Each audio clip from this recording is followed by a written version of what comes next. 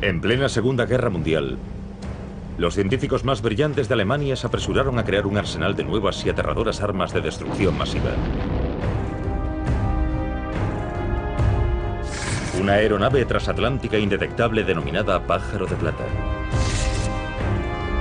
Un letal rayo invisible propio de la ciencia ficción. Cohetes, platillos voladores, incluso una bomba atómica. 70 años después, los archivos secretos de los nazis revelan los proyectos de estas y muchas otras armas tan asombrosas como devastadoras. Son el resultado de una misión desesperada: aterrorizar a los Estados Unidos y a sus aliados, ganar la guerra y dominar el mundo durante 1000 años.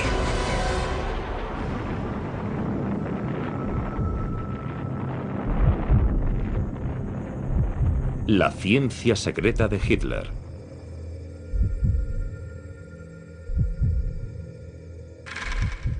Abril de 1945. La Segunda Guerra Mundial ha terminado y el Tercer Reich ha vencido.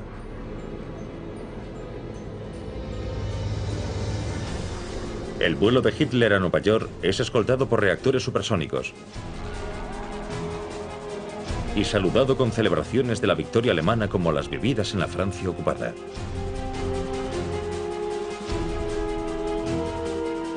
Se celebran fastuosas ceremonias de Estado para subrayar la trascendencia del momento. Hace el saludo nazi desde la Estatua de la Libertad. Nueva York está en ruinas. Solo queda en pie lo suficiente para celebrar un desfile de la victoria por Wall Street.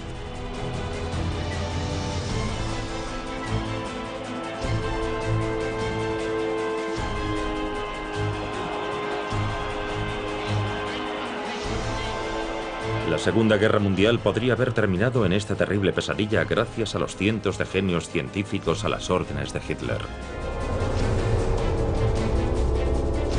El mítico experto en cohetes Wernher von Braun.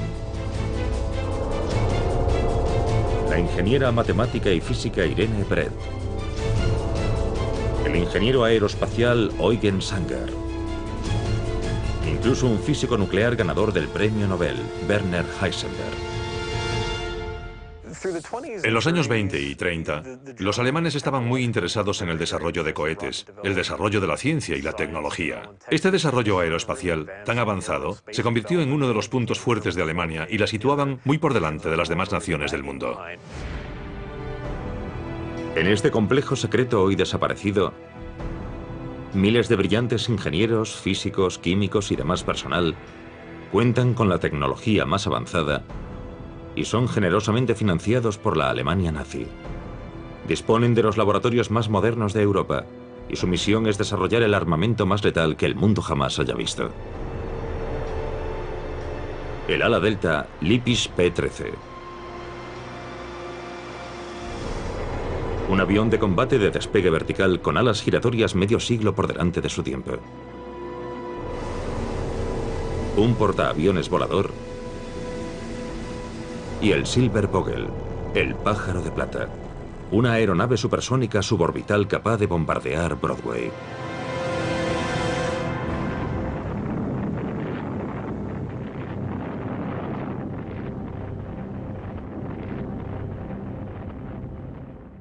Podrían haber arrasado los Estados Unidos, hundido sus bombarderos en el océano o arrojado varias toneladas de bombas sobre Nueva York. Sin duda carecíamos de defensas antiaéreas capaces de detener un ataque así.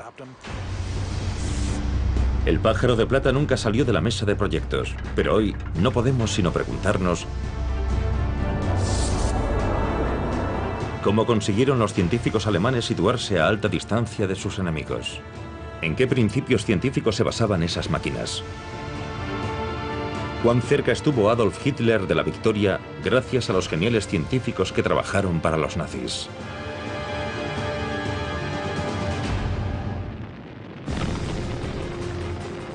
En las primeras etapas de la Segunda Guerra Mundial, la guerra relámpago o Blitzkrieg de Hitler avanza imparable por una Europa indefensa.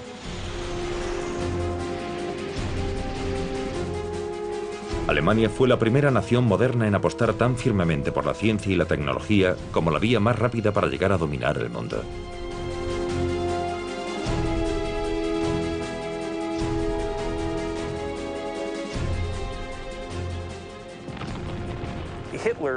Probablemente a Hitler le impresionaban e influían en gran medida los sistemas de armamento espectaculares. Los alemanes tienden a anteponer la calidad a la cantidad. Creían que una calidad superior cambiaría el rumbo de la situación y ese concepto era una extensión de la mentalidad de Hitler. Hitler utiliza la ciencia para concebir, probar y en algunos casos desplegar varias fascinantes y aterradoras invenciones. Misiles balísticos de largo alcance muy avanzados. Los primeros cazas a reacción en entrar en combate. Muy superiores a los aviones a hélice de los aliados. O un primer monoplano indetectable propio de la Guerra de las Galaxias, que se anticipó varias décadas al bombardero furtivo B-2 de los Estados Unidos. Incluso bombas kamikaze tripuladas en las que el piloto nunca regresaría. Los aliados no están preparados para algo así. Los programas americanos de desarrollo de misiles durante la guerra eran muy primitivos en comparación con los que los alemanes ya habían logrado. En esta pequeña y remota isla del mar Báltico se encontraba un complejo secreto de laboratorios y campos de aviación.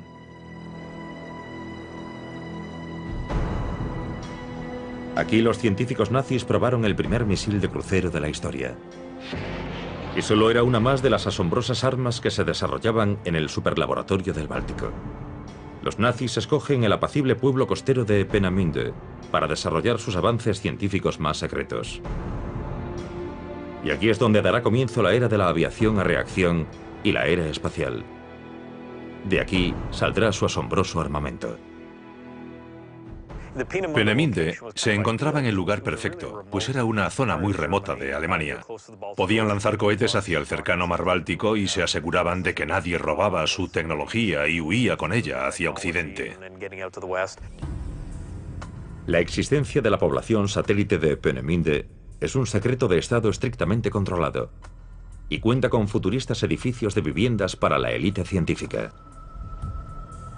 Pero también es un campo de concentración para los prescindibles prisioneros que viven, trabajan y mueren aquí como esclavos.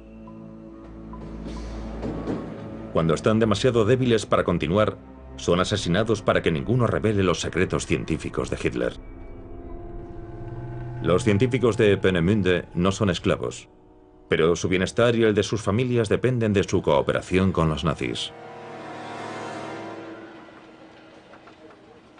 Los ingenieros y físicos fueron llevados en trenes secretos a la metrópoli autónoma, que contaba con instalaciones metalúrgicas, centrales eléctricas y zonas de pruebas de armamento. Peenemünde se convierte en el equivalente nazi a las instalaciones estadounidenses de Cabo Cañaveral y Los Álamos. Alemania, 1943. Los aliados dejan caer sobre el país una lluvia de bombas. Pero Adolf Hitler sigue creyendo en la victoria. Los nazis planean construir un arsenal de nuevas y terribles armas de destrucción masiva con una potencia y un alcance que incluso les permitirán atacar los Estados Unidos. Hitler encomienda a su ministro de propaganda guiar al pueblo alemán hacia la victoria y la venganza.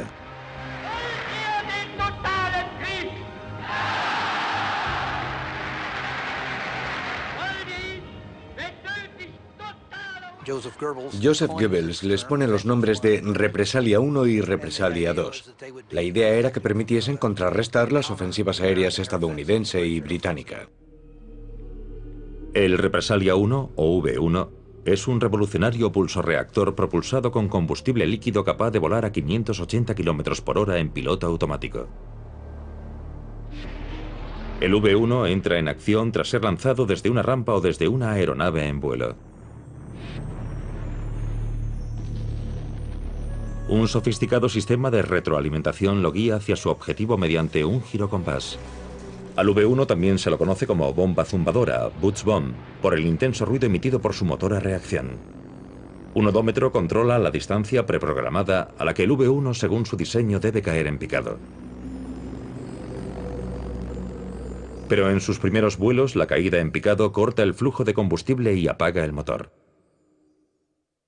Su repentino silencio se convierte en el aviso de un impacto inminente. Of the 8,000 bombs launched, 2,300 penetrated British defenses, most of them falling in the London vicinity. The propulsion roar of the flying bomb. El primer misil de crucero de la historia hace que en 1944 y 1945 llueva fuego y ceniza sobre Gran Bretaña, aterrorizando Londres con miles de muertos y decenas de miles de heridos. Hundreds of homes, hospitals, and public buildings were hit. They fell in crowded streets during rush traffic hours. But new deep shelters built for this emergency were put to use and saved the lives of thousands of people. Only one life was lost for every 3 bombs launched. Few of the robot bombs resulted in fire, but the great concussive blasts of Vengeance Weapon No. 1 exceeded anything London had experienced. Los secretos avances científicos de Hitler están dando sus frutos. Son tanto logros tecnológicos como militares. Pero la precisión de los proyectiles plantea un serio problema.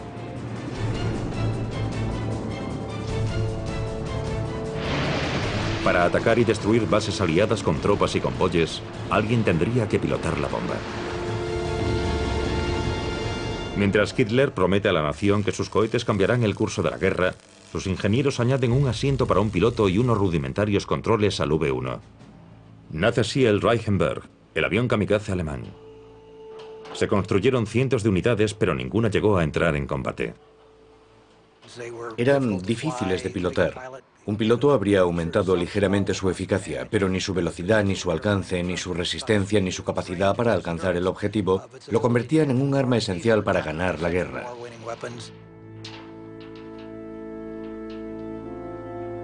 Varias décadas después, los prototipos del Reichenberg son descubiertos en un archivo privado. En este pequeño garaje de Baviera, los secretos avances científicos de Hitler vuelven a la vida. Aquí se reconstruyen varias de aquellas asombrosas armas para algunos museos. Estos fabricantes de Baviera encuentran soldaduras de calidades muy diferentes, lo que sugiere que algunas fueron hechas por técnicos especializados y otras por exhaustos prisioneros del campo de concentración.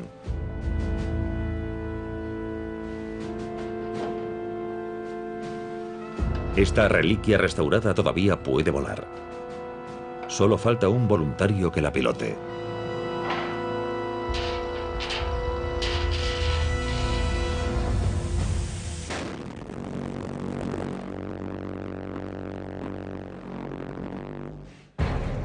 Para los científicos secretos de Hitler, ningún concepto es demasiado innovador y ningún sistema de propulsión o diseño de ala son demasiado extravagantes.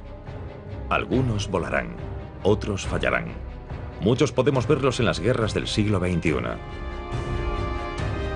Y en un extraño giro de la historia, uno de los científicos más brillantes de Hitler sobrevivirá a la caída del Tercer Reich y se convertirá en un héroe americano. 1943. El Partido Nacional Socialista de Alemania anuncia su proyectil V-1, lo que sugiere que planean fabricar también un V-2. Desde la base secreta de los nazis en Peenemünde, los ingenieros inauguran la era espacial gracias a un joven y brillante físico, el doctor Wernher von Braun, y su cohete A4, finalmente llamado V-2. El V-2, el arma de represalia de Wernher von Braun, era un cohete de artillería que podía caer en algún lugar de Inglaterra y matar a algunos ingleses. Pero eso no era lo que realmente le importaba. Quería probar la aerodinámica, la potencia, el empuje, la refrigeración, todo lo necesario para dar un paso más hacia el espacio. Quería ver al hombre en el espacio, era su pasión. Sus conceptos sobre la ingeniería eran lo que lo motivaba. Von Braun dispone de su propio laboratorio y de un equipo de expertos en un momento en que los cohetes son poco más que una afición de niños en los Estados Unidos. Con el tiempo consigue crear el primer misil balístico de largo alcance, el V-2, un imparable cohete utilizado como arma de represalia. In September of that same year, 1944, the Germans also began their firings of the vastly superior V-2, which was powered by a real liquid fuel engine. Military rockets in a rudimentary form had been used for centuries, but their propulsion was by the use of gunpowder. In this new era, it was the Germans who realized that the liquid fuel rocket could be put to military use, that it could be given impressive range and great destructive power. El interés de los alemanes por el avance de la tecnología cambia por completo la ciencia y la guerra.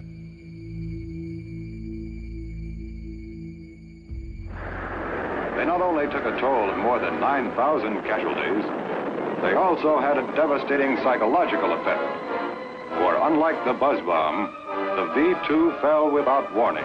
It had a speed of 3,300 miles per hour, and it could not be intercepted by fighter aircraft or brought down by anti-aircraft artillery. Según Boeing, a von Braun le interesaba más la ciencia que ganar la guerra.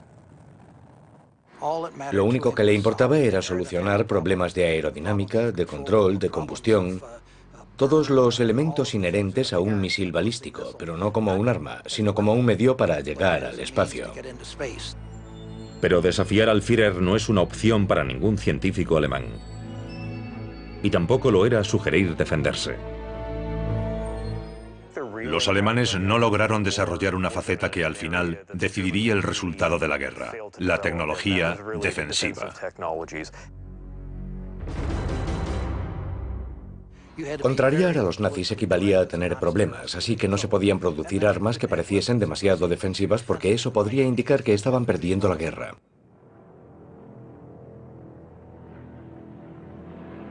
Pero lo cierto era que los alemanes sí estaban perdiendo la guerra. 1944.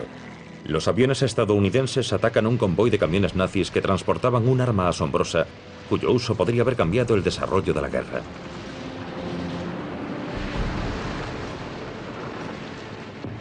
El Typhoon o Tifón, el primer misil defensivo tierra-aire de la historia, fue diseñado por los nazis para intentar derribar más bombarderos aliados. Hacia 1943, Alemania no debería haber concentrado sus recursos en fabricar el V-2 para atacar Gran Bretaña, sino misiles antiaéreos para derribar cualquier bombardero que lo sobrevolase. Podrían haber creado un sistema de defensa aérea conjunto y eficaz.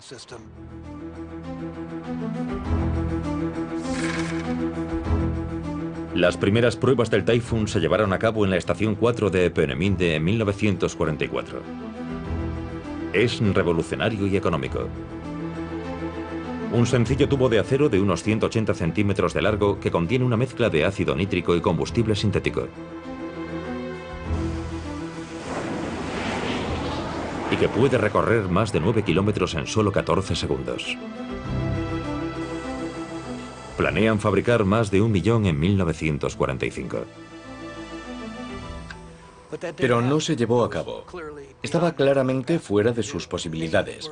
Creían firmemente que habían ganado la guerra o estaban demasiado centrados en que la guerra durase cuanto más tiempo mejor para mantenerse en el poder el mayor tiempo posible. Nunca concentraron sus recursos ni permitieron a las personas que podrían llevar esos planes a cabo reunirse y hacerlo. Había muchas sospechas, muchos conflictos políticos. Esta simulación informática muestra el aspecto que tendrá la lanzadera móvil de disparo del cohete defensivo Typhoon cuando sea reconstruida. El de un artefacto científico secreto que aún hoy perpetúa la fascinación que despierta este asombroso armamento. Estos artesanos están construyendo un solo Typhoon, no los varios millones en los que Alemania confiaba para limpiar el cielo de bombarderos aliados. En última instancia es el ingenio del armamento nazi y no su número lo que impulsa el mundo más lejos, más rápido y más alto que cualquier otro artefacto conocido.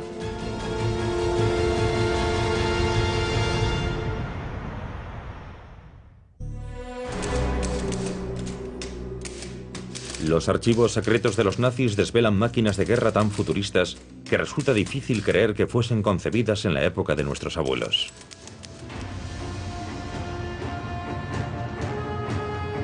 El vuelo con motor tiene menos de 30 años de historia cuando Hitler llega al poder. Sin embargo, en cuestión de meses, las pizarras y los planos del Tercer Reich ya están repletos de diseños increíbles. Antes del fin de la guerra, Alemania lograría numerosas innovaciones aeronáuticas que sentaron las bases de muchos vehículos aéreos y espaciales actuales. El Arado 234 fue el primer bombardero turborreactor operativo y el reactor más avanzado de su clase. El Arado fue el segundo avión fabricado con el motor Jumo 004, fabricado por Junkers. Era un avión muy ligero, bien diseñado y aerodinámico, y muy exigente para el piloto. Tenía que actuar como bombardero, navegador y artillero, pero era un avión eficaz. Era fácil de pilotar y su mantenimiento era relativamente sencillo. Entraron pocas unidades en combate. Sin embargo, cualquier país se habría sentido orgulloso de contar con un avión así. Incluso antes contaban con los prodigios del doctor Alexander Lippisch, nacido en Múnich, y que en los años 30 había diseñado una serie de ala deltas. Con el tiempo darían lugar al interceptor propulsado por cohete Messerschmitt Me-163 Comet y al más conocido Messerschmitt Me-262, el primer caza a reacción operativo, capaz de superar en 160 km por hora la velocidad de cualquier avión aliado. Está considerada la aeronave alemana más avanzada de entre las que llegaron a entrar en combate. Muchas invenciones las desarrollaron porque se las exigían. Tras la invasión de Francia, los alemanes se encontraron cada vez más confinados en su territorio y comenzaron a pensar en aeronaves de despegue vertical. Querían disponer de cazas propulsados por cohetes que pudiesen ascender verticalmente para atacar los escuadrones estadounidenses, ya que no tenían tiempo para hacerlos despegar del modo convencional. Por ese motivo, los proyectos de los nazis incluyen el reactor rotatorio Focke-Wulf. Cuenta con cohetes de combustible líquido en las puntas de sus 3 alas giratorias y está diseñado para despegar verticalmente y después volar como un avión. Pero según se cree, el arma de despegue vertical más asombrosa de todas está oculta en los hangares secretos de Peenemünde. Un ovni nazi.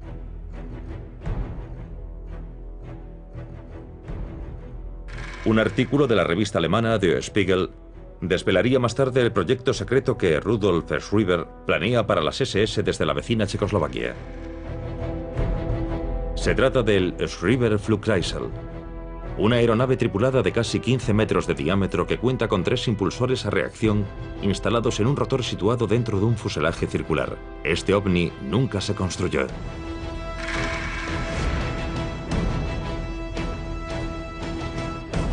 Pero aparecen nuevos indicios de un platillo volante en los bosques y arroyos alpinos de un castillo de la Alta Austria. Se trata de un invento en forma de disco similar a una hélice. Utiliza los principios de la transformación de la materia y el flujo de energía para crear un motor que en vez de combustible funciona gracias a la turbulencia natural creada por un torbellino de agua o aire.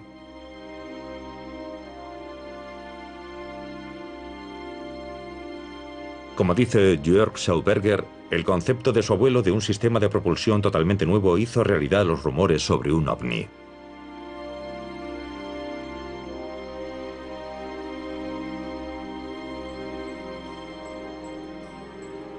A principios de 1930, Victor Schauberger estudia la capacidad de los peces de nadar contracorriente.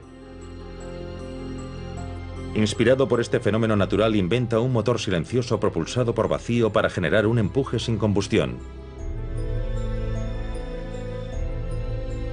Un revolucionario componente que tirase de los aviones en vez de impulsarlos desde atrás. Lo llama repulsin. El repulsin, o repulsine en Alemania, pretendía ser una especie de cámara de reacción que lograse transmitir movimiento gracias a las moléculas que eran absorbidas hacia su interior. Incluso hoy, el austríaco sería un adelantado a su tiempo. En plena Segunda Guerra Mundial, su invento está a la altura de la ansia de Hitler de poseer un arsenal asombroso. Contra su voluntad, Victor Schauberger es forzado a trabajar en el corazón mismo de la ciencia nazi, en un laboratorio de armamento con mano de obra esclava.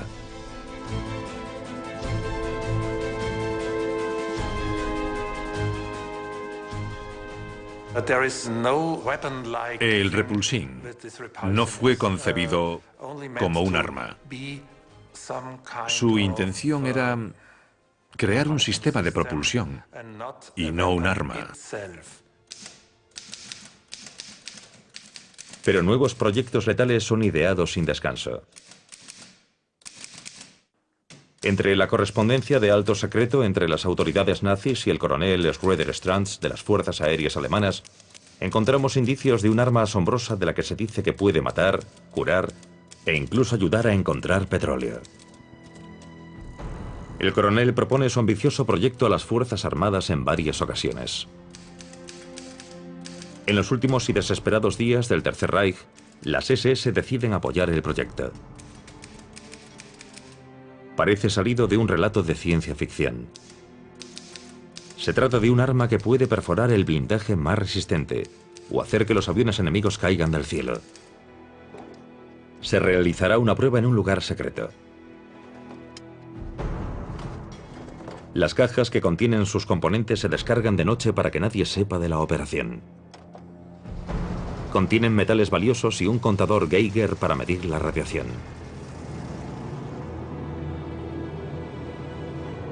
Marzo de 1944. Al amanecer, el coronel despega hacia el campo de pruebas. Si el arma funciona, recibirá un apoyo financiero ilimitado. El coronel Schroeder Stranz es la única persona que conoce los detalles exactos de las pruebas. Una cantera en medio de un bosque de las montañas Harz.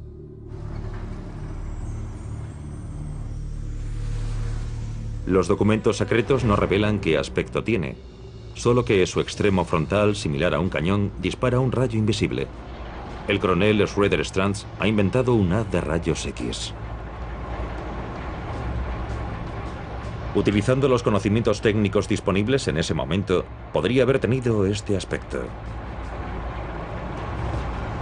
A pesar de la escasez causada por la guerra, los científicos nazis siguen teniendo acceso a metales valiosos e instrumentos de medición muy escasos en ese momento.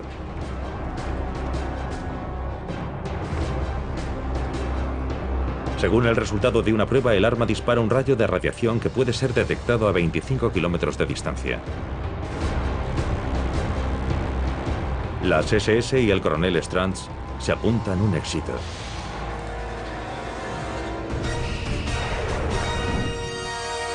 Pero entonces, misteriosamente, el archivo se cierra.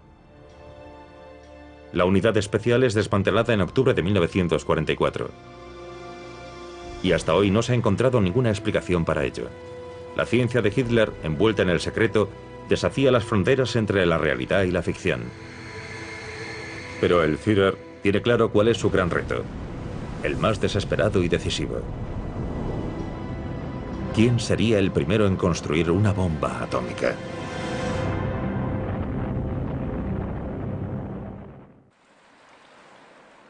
(1943). Mientras los científicos continúan trabajando en la ciudad secreta del Báltico, la guerra sigue yendo mal para el Tercer Reich. En el este, el ejército alemán es repelido en Stalingrado. La invasión de Rusia planeada por Hitler se convierte en pánico, masacre y retirada. En el oeste, los pilotos británicos consiguen las primeras imágenes aéreas de las fábricas y los edificios de Peenemünde utilizados para lanzar cohetes. Los bombarderos británicos arrasan el complejo. Su objetivo son los edificios donde viven los científicos e ingenieros de Hitler. Cientos de ellos mueren. Peenemünde nunca se recuperó por completo. Perdieron a su personal clave, científicos y su equipo de investigación. Los proyectos de Peenemünde son trasladados bajo tierra a fortalezas de las montañas y minas remotas a salvo de los ataques aéreos de los aliados.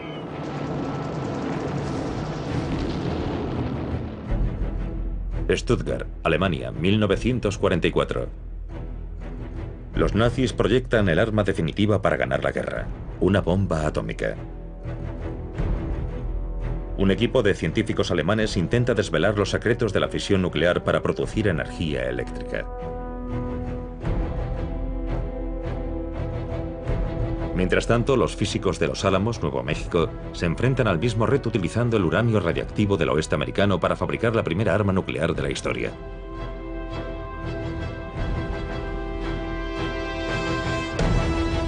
Pero los alemanes cuentan con su propio genio atómico, el premio Nobel Werner Heisenberg, quien con su equipo se hacen llamar el Club del Uranio. Pero el ejército alemán tiene otros planes para ellos.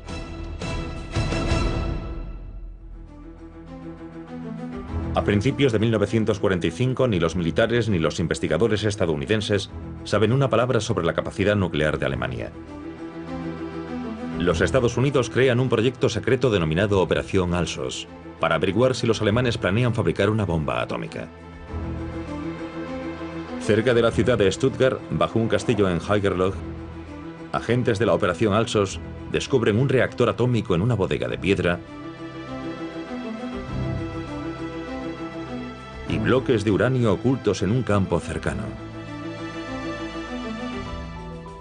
Regresan a los Estados Unidos con las pruebas conseguidas para que sean analizadas.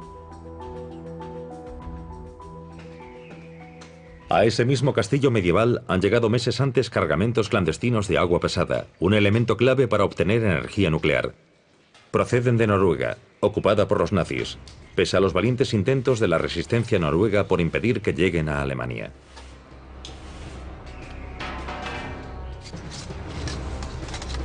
Un código secreto revela la cantidad de deuterio que contiene cada barril transportado.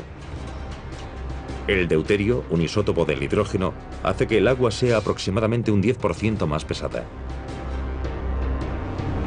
Los nazis planean combinar este envío de agua pesada con los bloques de uranio para iniciar la era nuclear.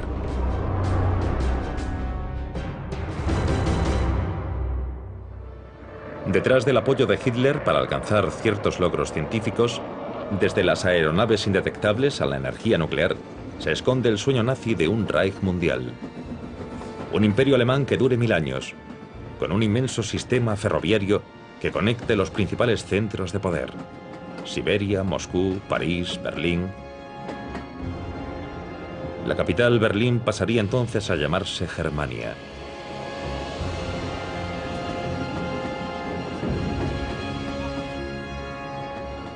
La tecnológica pieza central de un nuevo orden mundial.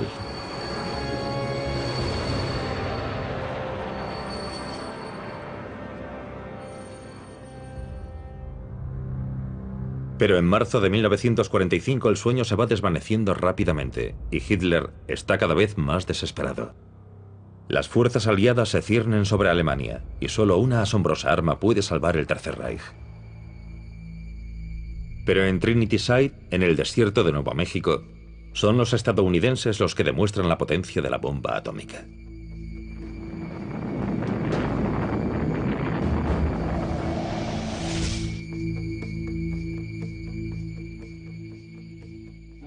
A medida que se acercaba el final de la guerra, lo que más interesaba a los aliados era lo cerca que estaban los alemanes de fabricar la bomba atómica. ¿Hasta dónde habían llegado? Esa era la gran pregunta. Y decidieron reunir en Farm Hall, cerca de Cambridge, a los 10 principales científicos atómicos. Sus conclusiones fueron: 1. Era evidente que los alemanes no tenían una bomba atómica. Y 2. Que no tenían la menor idea sobre el funcionamiento de la bomba atómica. Pero ¿qué fue de las asombrosas armas que los nazis sí construyeron? ¿Dónde podemos encontrarlas hoy?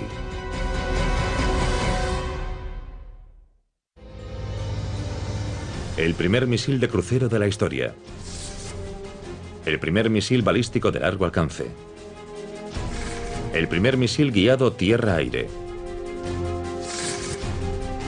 Los primeros misiles antibuque. Incluso el primer circuito cerrado de televisión. El primer caza a reacción y el primer bombardero a reacción operativos. Entre los expertos alemanes en aerodinámica había un pequeño grupo de personas con conocimientos muy avanzados y muchos los consideran genios. Innumerables diseños que estaban años por delante de su época, enclaves secretos dedicados por completo a la ciencia, El respaldo del aparato de propaganda, dinero alemán a expuertas y enemigos amedrentados. ¿Cómo pudo fallar el plan de Hitler para desarrollar aquel asombroso armamento? En Alemania prácticamente todo es secreto. Cualquier estudio científico es secreto. Eso hizo más daño a los alemanes que a nosotros. Tenían un sistema de seguridad muy restringido y eso impidió el intercambio de conocimientos propio de una buena comunidad científica. Se volcaron en realizar sus sueños, pero no contaban con los recursos adecuados. Quienes debían tomar decisiones sobre esos recursos no sabían nada de los proyectos, y en el escalafón más alto Hitler tomaba las decisiones sobre muchos asuntos de los que solo tenía una información parcial. Ese secretismo controlado ralentizó de un modo devastador la producción en tiempos de guerra. Los alemanes lograron producir alrededor de 1.300 ME-262, de los cuales 300 llegaron a entrar en combate. En ese momento, nosotros estábamos transportando a Alemania 1.000 bombarderos y 1.000 cazas cada día. El Tercer Reich respalda cientos de invenciones letales, pero para llegar a producirlas y ganar la guerra, tendría que dar prioridad a algunas de esas armas y fabricar varios miles de unidades de cada una. Afortunadamente carecían de los métodos de producción, la gestión y los materiales necesarios. Si Alemania se hubiese centrado en su defensa, escogido de forma más estratégica su munición y aumentado en gran medida la producción de unas armas determinadas, el resultado de la guerra podría haber sido muy diferente. Eso habría dificultado enormemente la invasión de 1944. Probablemente habríamos tenido que aplazarla hasta 1945. E incluso es posible que la guerra hubiese terminado con la primera bomba atómica cayendo sobre Alemania en lugar de Japón.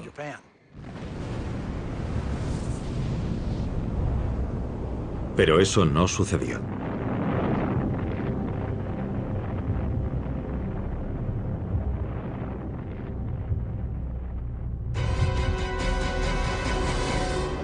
...1945... Finalmente el sueño nazi es destruido por las bombas aliadas.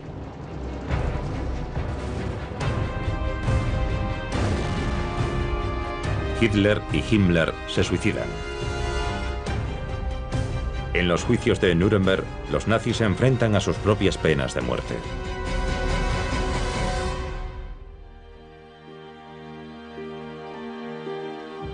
El mundo entero descubre los indescriptibles horrores de los campos de concentración y el alcance de los siniestros sueños de dominación de Hitler.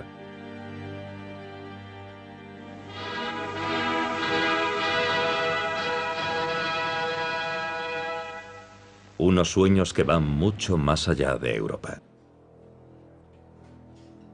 Los ataques contra los Estados Unidos se remontan a 1939. En este ingenioso noticiario alemán, los nazis concentran abundante fuego aéreo de largo alcance contra los Estados Unidos como parte del proyecto America Bomber.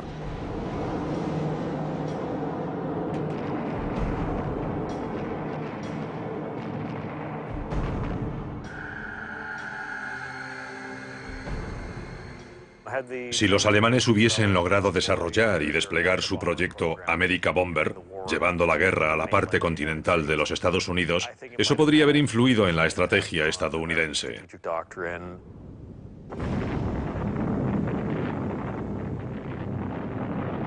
Sobre todo si hubiesen empleado proyectiles nucleares.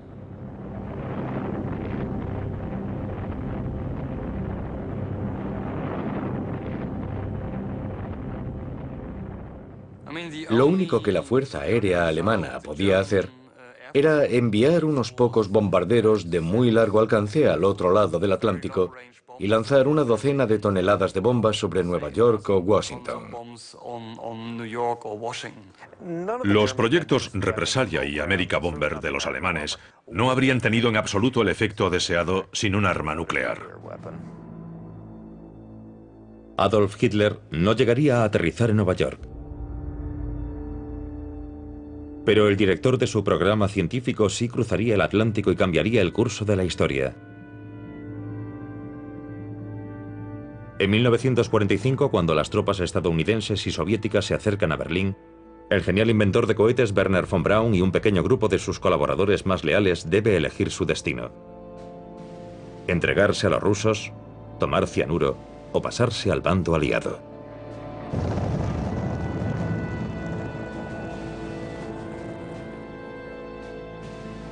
Eligen ir a los Estados Unidos y von Braun es puesto de inmediato al mando del incipiente programa de misiles del país.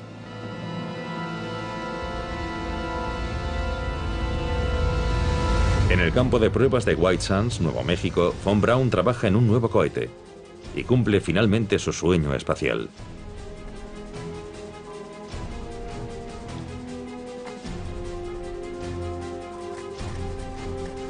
Tras escapar de las sombras de Peenemünde, el creador del mortal V2 pasa el resto de su vida sirviendo lealmente a su nuevo país.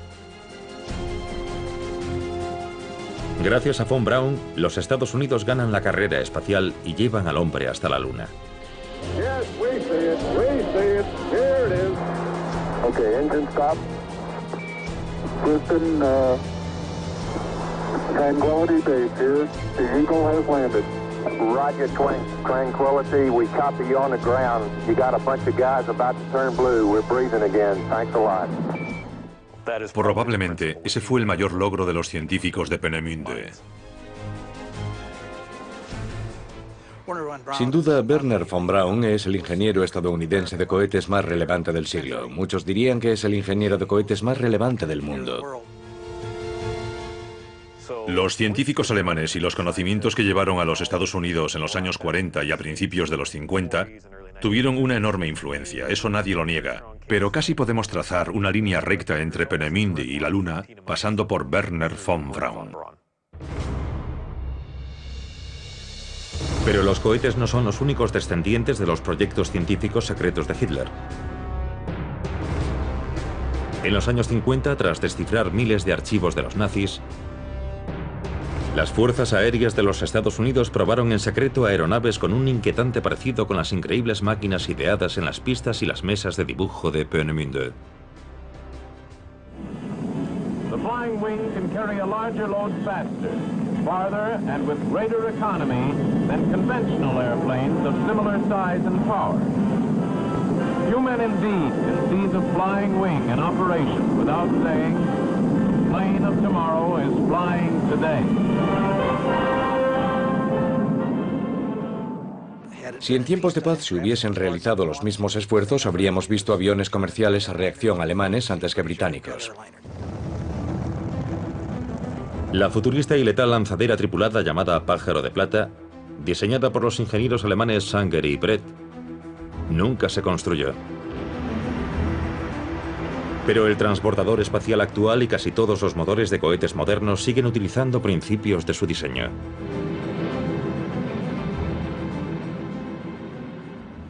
Si analizamos el trabajo de von Braun con el cohete V2 y el tipo de combustibles que utilizó en él, vemos que esos motores fueron utilizados posteriormente en los Estados Unidos por Bell y otros fabricantes. Y podemos ver variaciones mucho más sofisticadas de todo aquello, por ejemplo, en el X-15. Hasta hoy, el avión cohete de gran altitud X-15 mantiene el récord mundial de mayor velocidad jamás alcanzada por una aeronave tripulada y lleva a la humanidad hasta la frontera del espacio exterior en cada uno de sus vuelos.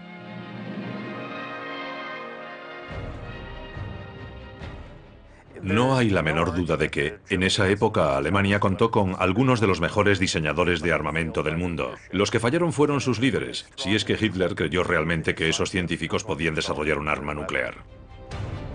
Incluso sin energía atómica, los nazis alcanzaron logros científicos sin precedentes. Todo en nombre de la guerra. Tuvimos la gran suerte de que los alemanes no lograsen organizar sus proyectos y concentrarse en ellos. Su incapacidad para impedir la campaña de bombardeos estratégicos de los aliados fue un verdadero golpe de suerte para la democracia.